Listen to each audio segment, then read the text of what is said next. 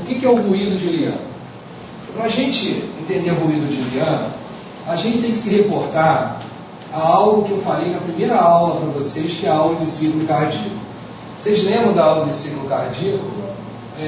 O que? Nós temos a contração isovolumétrica, a ejeção rápida, a ejeção lenta, o relaxamento isovolumétrico, o enchimento rápido, o enchimento lento e a contração atrial. Esse é o ciclo cardíaco. Se eu tivesse um catéter dentro do ventrículo esquerdo e do ventrículo direito, a curva que eu ia encontrar é essa curva aí que vocês estão vendo. Imaginemos agora que o paciente tem uma carapaça envolvendo o coração. Uma carapaça envolvendo o coração é exatamente o que? A pericardite constritiva. Qualquer pericardite pode complicar com constricção, exceto, cai sempre em prova de concurso, a febre reumática. Você sabe por que até hoje nenhum paciente com febre reumática, que é uma doença que dá pericardite também, nunca evolui para constricção. Por isso, você encontra a pericardite constritiva, pode ser complicação de qualquer pericardite, mas não pode ser complicação de febre reumática, porque a febre reumática não dá essa complicação chamada pericardite constritiva. Ora, na pericardite constritiva, eu vou impedir o coração de ser o que ele é normalmente, que é como se fosse uma bola inflável. O coração se enche e esvazia. Enche e esvazia. Na pericardite constritiva é como se eu tivesse o quê? Uma grade no coração. Como se eu tivesse uma grade no coração. Quer dizer, há uma carapaça e essa carapaça impede o quê? Que o coração sofra distensão. Ora, isso vai atrapalhar a sístole? Não, vai atrapalhar principalmente o quê? O enchimento, que é quando o coração ia se dilatar. Então a diástole começa aqui. Vocês sabem, com relaxamento isovolumétrico. Então tudo bem. Eu tenho na pericardite constritiva, essa curvinha amarela, do relaxamento isovolumétrico, mas o que acontece? Na hora que a válvula mitral ou tricúspide se abrir, o sangue entrar no ventrículo, a pressão no ventrículo está muito baixa, porque esse coração se esvazia fácil, porque ele tem pouco sangue que ele está recebendo. Então a pressão dentro dele é muito baixa. Ora, ele está vazio, completamente vazio, então essa curva desce até um pouco mais do que o normal.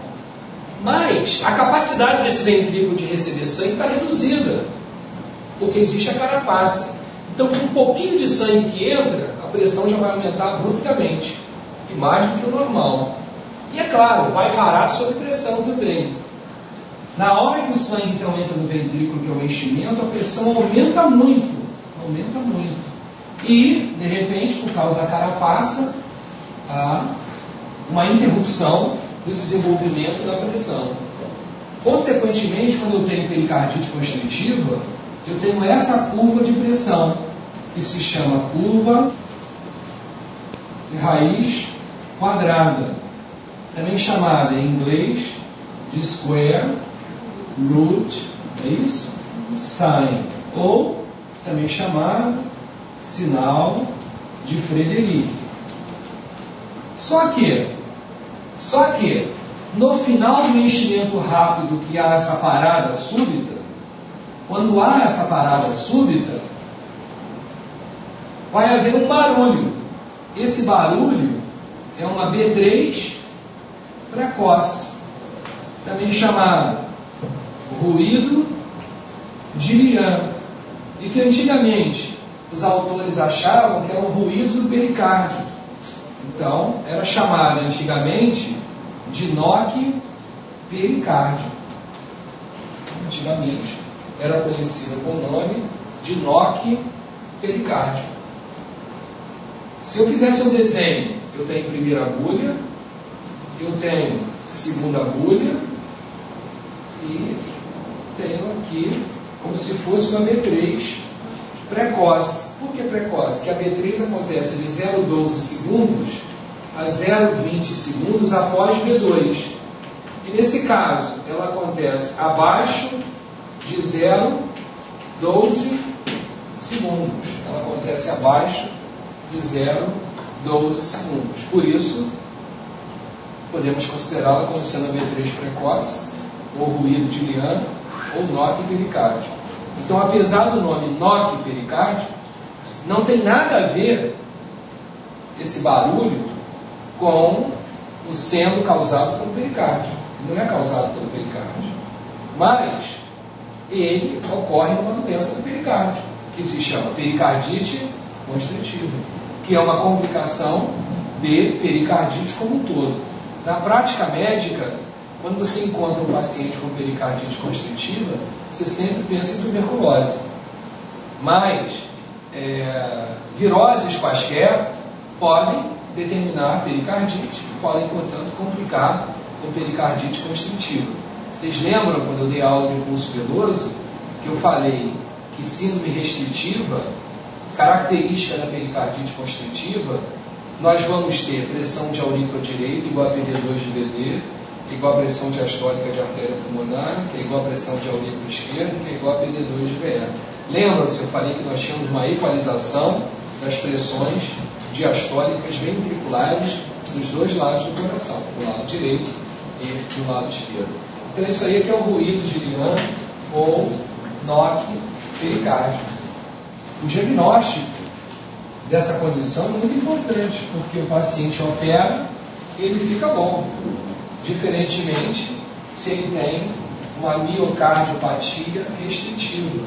Então, o principal diagnóstico diferencial da pericardite constritiva é feito com miocardiopatia restritiva, que acontece, por exemplo, na amiloidose, que acontece, por exemplo, na hemocromatose.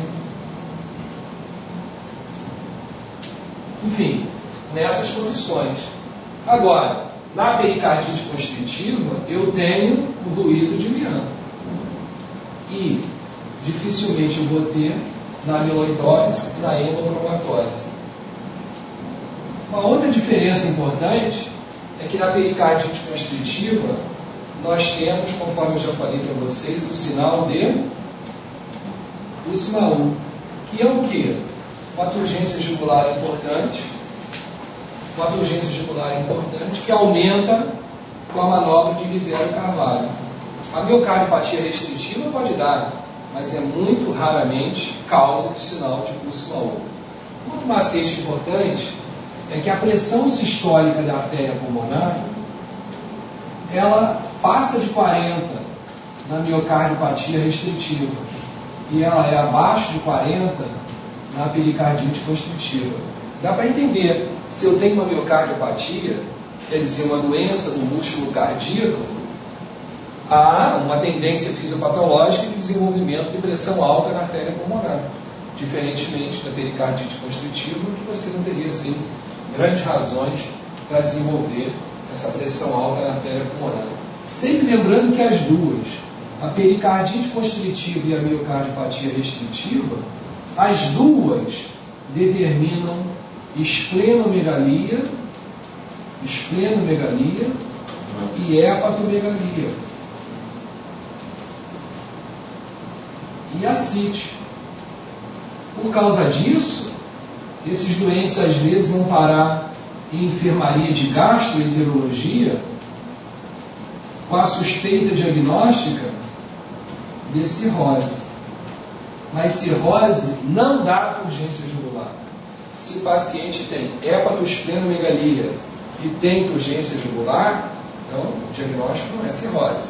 Ele pode ter uma miocardiopatia restritiva, pode ter uma pericardite constritiva, mas ele não tem cirrose, que é o que eu falei. Cirrose não dá urgência jugular. E muito menos, jamais em tempo algum, vai determinar o sinal de Kussmaul. De maneira nenhuma vai determinar o sinal de Kussmaul.